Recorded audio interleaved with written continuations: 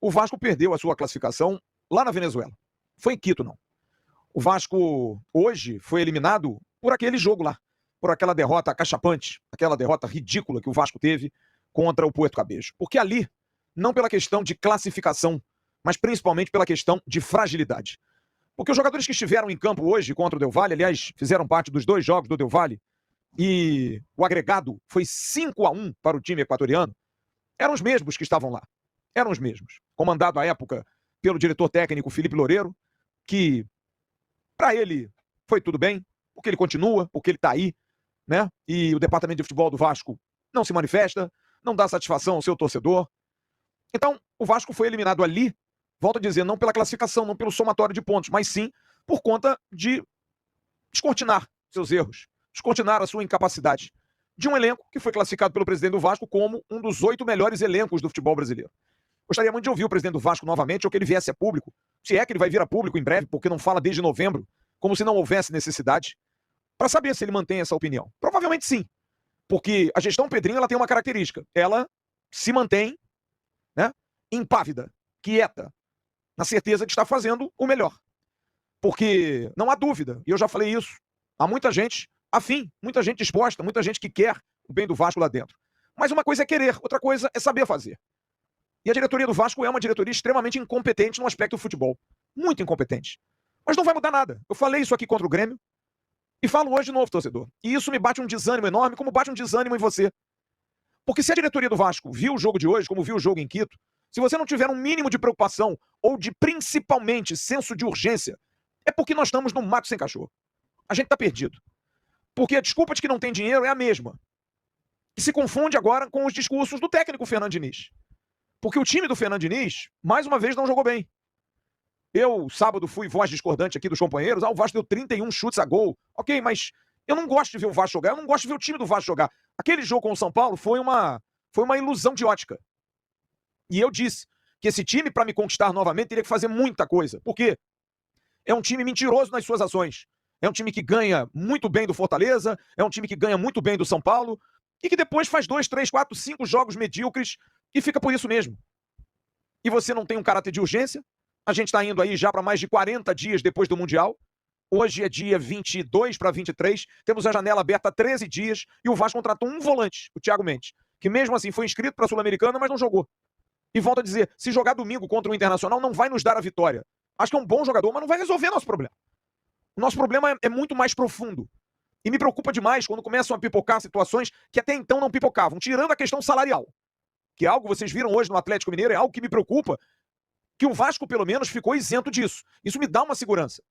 Mas quando você vê, o Puma não tá legal, o Lemos não tá bem, é o empresário do Jair esculhambando porque não deram a oportunidade para ele, é o Paulinho jogando hoje. O que foi o Paulinho jogando hoje, gente? O que é o Paulinho jogando na temporada? Jogadores que nitidamente estão num outro ritmo, me parecem saturados do Vasco. Mas olha, eu vou dizer uma coisa para vocês, nós também estamos saturados de vocês. A gente não aguenta mais vocês. Vou até ouvir aqui a entrevista do João Vitor, pelo que estão me falando, que ele falou sobre isso. Primeiro, eu queria que você falasse um pouquinho sobre as vaias da torcida, né? Que vem acontecendo desde o jogo contra o Grêmio. Enfim, queria que você falasse, desse alguma palavra para esse torcedor que vaiu bastante hoje aqui também em São Januário. Faz parte, eles têm o direito de vaiar, e é isso. E o que aconteceu lá no CT, que você acabou respondendo ao torcedor e a torcida acabou ficando bem... Não respondi, ficou meio confuso, né? No vídeo parece que respondi.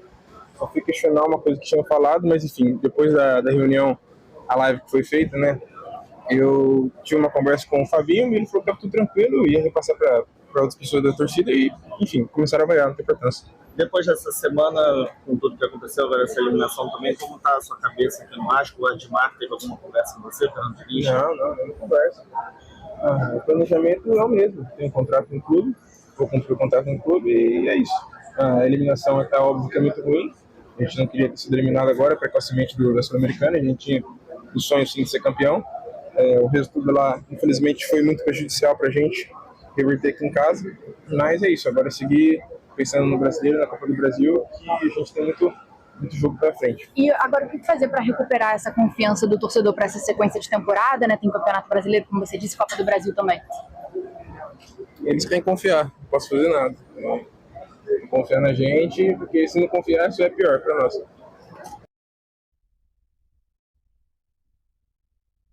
Eles que têm que confiar.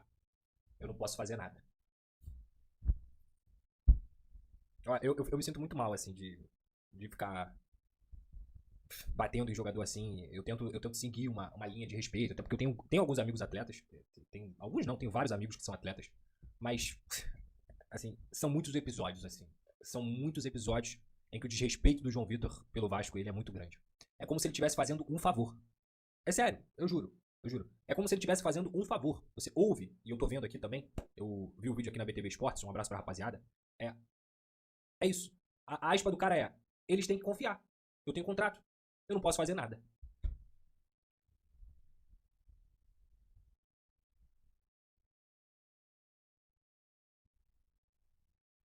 R$40 milhões. Ganha quase 1 milhão com a camisa do Vasco. E aí, Pedrinho, Felipe, vocês que venceram e tem muito mais lugar de fala do que eu, muito mais pra falar do Vasco, porque vocês fizeram pro Vasco dentro de campo, coisas que poucos fizeram, são ídolos, isso é indiscutível. O que vocês acham disso, cara? Eu fico imaginando o Felipe, que é um dos maiores campeões, se não o maior campeão da história do Vasco, escutando isso aí. E olha que o Felipe era marrento, tá? O Felipe é marrento. Mas ele jogava pra isso, né? Ele era craque. Ele decidia. Ele chamava a responsabilidade. Felipe, a marra dele é do tamanho do futebol dele. Aí tudo bem. Mas o que você acha disso, Felipe? Como diretor de futebol, o que você acha, assim? De um zagueiro que erra praticamente todo o jogo, de um zagueiro que debocha da torcida, de um zagueiro que novamente mostra um desrespeito com a camisa do Vasco. O que você acha disso? Pedrinho, o que você acha disso? Assim, porque se vocês não se sentem incomodados com isso, eu fico preocupado, mano. Eu fico realmente preocupado. Porque se isso não incomoda, o que vai incomodar? Além do campo, que te escancara, que o João Vitor não pode mais jogar pelo Vasco, essa postura aí, cara. É um negócio muito tosco, né? Muito tosco, assim. Muito tosco. Inacreditável. Assim. Eu fico maluco, assim. Eu fico maluco. Porque, eu juro, cara, se eu sou jogador profissional, de verdade, se eu sou jogador profissional e eu tô devendo na minha profissão, o que eu falo? Cara, e aí, como é que você acha pra recuperar essa confiança, Pedrosa? Cara, primeiramente eu tenho que pedir desculpa à torcida do Vasco pelos erros que eu cometo. Quero que a torcida do Vasco entenda que eu não cometo erro porque eu quero. Ninguém comete erro porque quer. Eu trabalho todo dia. Eu sou um cara que infelizmente, acaba errando dentro do jogo, porque isso faz parte do futebol. Mas eu gostaria muito que a torcida me desse um voto de confiança. Tenho muito orgulho de vestir essa camisa. E vou sempre, até o último momento, fazer de tudo pra que eu possa honrar essa camisa. Acabou. E aí, cara, não vou comparar dentro de campo, não. Porque os dois prejudicavam o Vasco dentro de campo. Mas a postura que o Léo Pelé tinha, e ele sofria muito mais do que o João Vitor. E quando ele ia pra entrevista, a postura que o Léo Pelé tinha era muito mais louvável e respeitosa do que a que o João Vitor tá tendo com o Vasco. O Léo Pelé errava, ele prejudicava o Vasco. Ele era um jogador que, infelizmente, não tinha nível pra vestir a camisa do Vasco naquele momento. Mas a postura dele, toda vez que ele falava do Vasco, era com o maior carinho, era com o maior respeito. Maior respeito. Isso aqui,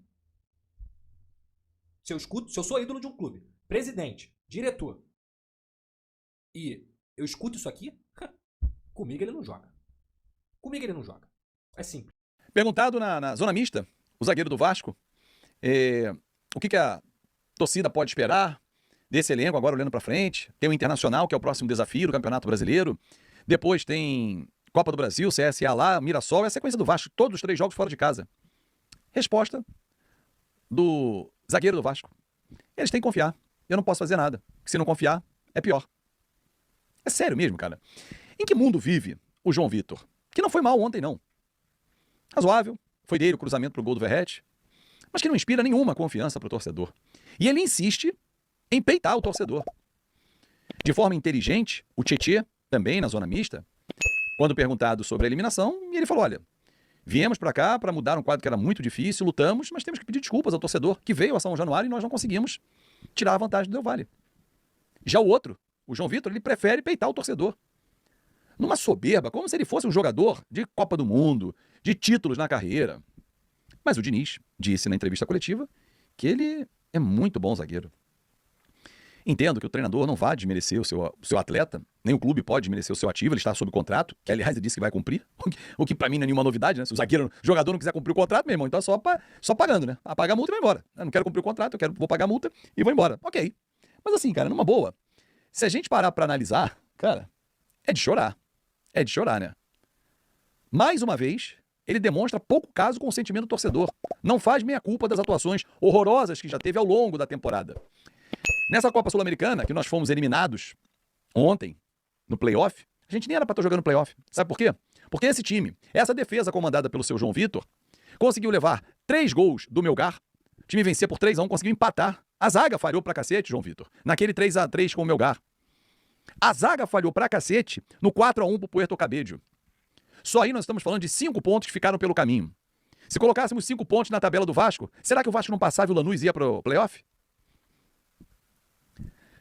Fernando Diniz assumiu no meio do caminho. Fábio Carille estava no início. Felipe depois passou. Dessas vergonhas todas, o Diniz também protagonizou uma. Cada treinador protagonizou uma vergonha. Carille no 3-3, covarde, porque o Vasco venceu por 3-1. Retrancou o Vasco, chamou, e as falhas individuais então culminaram com 3-3. O Felipe, no Puerto Cabete, que não foi capaz de armar um time para pegar um time venezuelano. E o Diniz no jogo de ida. 4-0 amassou o Del Valle e o Vasco. Ou o Del Valle é um baita time? Não. Desse time, Fábio, quem você queria no Vasco?